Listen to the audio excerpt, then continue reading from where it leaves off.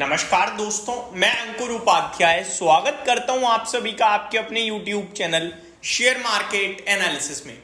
Vodafone idea supreme court के फैसले के बाद इस स्टॉक में आपने लोअर सर्किट तक लगते हुए देखे हैं। स्टॉक 3 महीने, 6 महीने, 1 साल के निचले स्तर पर आके खड़ा हो गया है। केवल इतना ही नहीं, 5 साल से जो इस स्टॉक में खरीद बेच कर रहे हैं, कहीं ना कहीं ये दोबारा लोएस्ट पॉइंट के पास ही पहुंचता हुआ दिख रहा है। लोएस्ट पॉइंट स्पेसिफिकली देखोगे तो 4 रुपए दिखेगा, लेकिन अगर आप एवरेज प्राइस रेंज देखोगे तो 9.5, 8.5, 10.5 की ही है और शेयर आपके खड़ा हो गया है 10 रुपए पे। ये सारी चीजें मैं ऑलरेडी कवर कर चुका हूं आप सभी के साथ, इसी के बारे में हम इस वीडियो में बात नहीं करेंगे। हम कुछ नया आपके साथ शेयर करना चाहते हैं। पहले मैं आपको वोडाफोन आइडिया की बात बता दूं भाई साहब, तो स्टॉक निचले स्तर पे आता हुआ दिख रहा है। 10.47 रुपीज के लेवल्स पे क्लोजिंग आई है।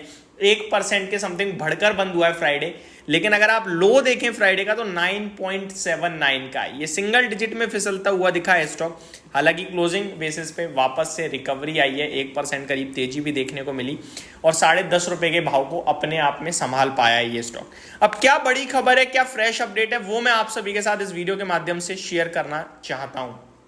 दोस्तों, कंपनी के लिए 2-3 बड़ी चीजें हुई हैं रिसेंट डेज में। पहला तो सुप्रीम कोर्ट ने जो रिकाउंटिंग को लेकर अनाउंसमेंट करी कि कोई भी दोबारा से गिनती नहीं होगी भाई साहब, जो आपके लिए जो है एजीआर वो पे करो, बात खत्म। ज्यादा फालतू की बात है ना, जो पैसा देना है वो दो भाई। सीधे बोल दिया सुप्रीम कोर्ट ने कि हम नहीं गिन रहे, तो अब इन्हें 70,400 करोड़ जो ड्यू है वो देना पड़ेगा और इनके लिए बड़ा सेटबैक, बड़ी प्रॉब्लम का विषय बनेगा ये, क्योंकि ये सोच रहे थे भाई साहब 30 से 35 हजार करोड़ की रिलीफ मिलेगी अगर एजीआर दोबारा से काउंट होता है तो, जिसको लेकर सुप्रीम कोर्ट ने क्लियर कट मना ही कर दिया।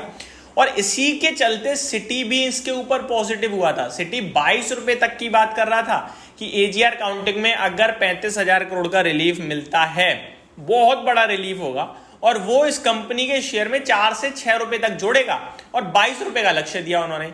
अब देखिए, अब 22 रुपए तो पता नहीं, लेकिन 10 रुपए जरूर हो गया भाई साहब। अब 22 रुपए का मतलब दोस्तों क्या होता है, 1.5 लाख करोड़ का मार्केट कैप, और अभी कहां पे पहुंच गया है, 75,000 करोड़ के मार्केट कैप पे।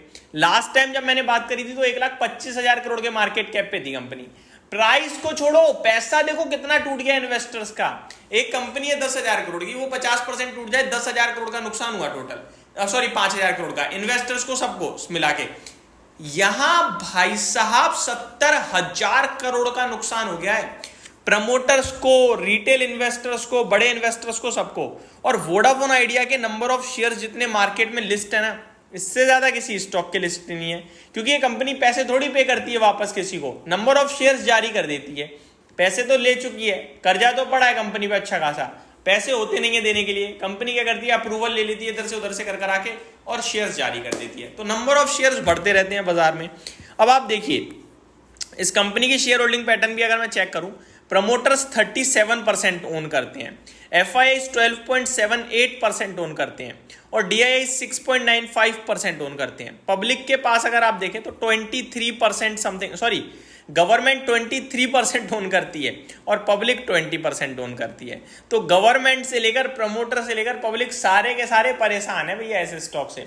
अच्छा, उम्मीद ये थी कि पब्लिक और सरकार, प्रमोटर सब खरीद रहे हैं तो शायद सुप्रीम कोर्ट रिलीफ दे देगा, बट सुप्रीम कोर्ट उनने कोई रिलीफ नहीं दी। अब इस कंपनी ने कहा है भाई साहब कि कल यानी 23 सितंबर को कंपनी करने जा रही है एक बोर्ड मीटिंग। जी हां, कॉन्फ्रेंस कॉल, बोर्ड मीटिंग नहीं, कॉन्फ्रेंस कॉल, जहां पे कुछ स्पेशल डिसीजन आएंगे। देखिए अपडेट क्या है वो मैं बता देता हूं बस।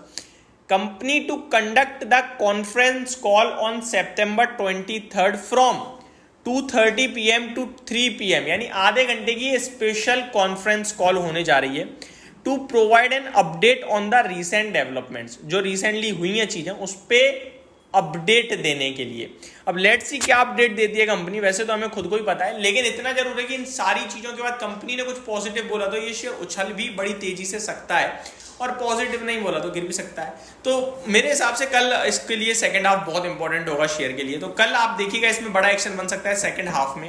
कंपनी कहीं बोल दे कि भैया ठीक है पैसे नहीं दिए, हम ये एक्शन लेंगे, अब शायद भाग जाए वापस से, या कंपनी बोल दे कि कोई दिक्कत नहीं है, हम कॉन्फिडेंट हैं और हम अपने मार्केट शेयर को बढ़ाने पे फोकस करते हैं, ग्रोथ पे फोकस करेंगे, पैसा हम ऐसे जुटाएंगे वैसे जुटाएंगे, तो भी स्टॉक भाग सकता है। क्योंकि अब इवेंचुअली कंपनी चलेगी अपने फाइनेंशियल्स के दम पर, अपनी ग्रोथ के दम पर। अब ग्रोथ कैसे लाओगे?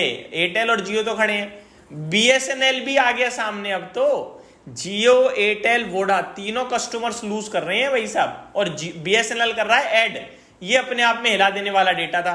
तो अब देखने वाली बात यह है कि वोडाफोन आइडिया यहां से क्या संभाल पाता है अपने आप को, क्या कमेंट्री करता है, क्या अपडेट देता है, आउटलुक कैसा बताता है। तो कल का दिन इंपॉर्टेंट होने वाला है वोडाफोन के इन्वेस्टर्स के लिए। तो बने रहिएगा चैनल के साथ भी और स्टॉक को भी क्लोजली वॉच कीजिएगा। Thank you so much for watching this video. Have a great day guys.